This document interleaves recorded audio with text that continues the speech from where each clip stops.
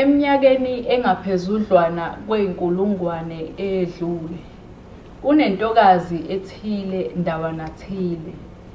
Yabe inephimbo elihle ligqiba ubuhle, yayicula kahle kunezinyoni, yayigqiba iculo lezinyosi.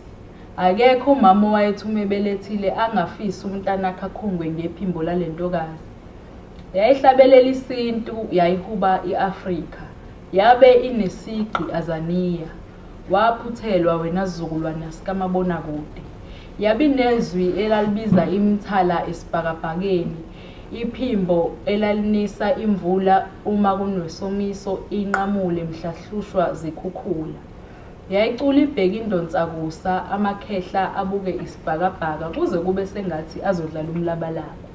Susa lapha inkanyezi, beka lapha unyezi, lokuqonde lokhu kusho lokhu. Eminyakeni eminingi eyedlule kunentokazi eyayihlabelela ingoma kungathi igcinile, ilokithi ithengisisa isikhathi kasinamnikazi phansi komthunzi welanga. Yayihlabelela esishozini, siphenduka indawo yokudlalela abantwana, yayifika kulanjiwe. Ihlabelela ithemba emhlabathini oqalekisiwe.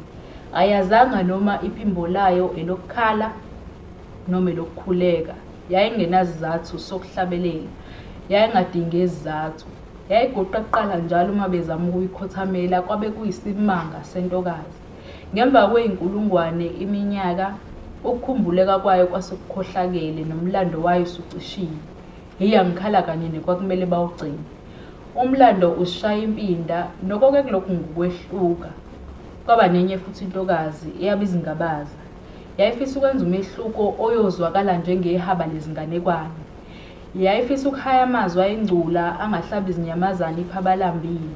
Ihaya inkondlo elapha ingculaza, ebhala imibhalo eqeda udlame e-Afrika. Kunentokazi elokhu ifisa ukugibela entabeni, ihaya izinkondlo ezidiliza izimpendulo ngeqiniso lokuphila.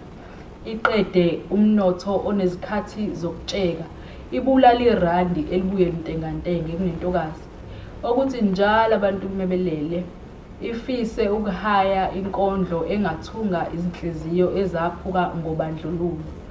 Inselelo kodwa ngalentokazi, ayazanga noma inkondlo yayo yokuqala ningayamukela yini. Eziningi zivinjwa zingakafiki. Uvalo lwabahluleli bezihluza ngokungesilo iqiniso. Ngiyabonga.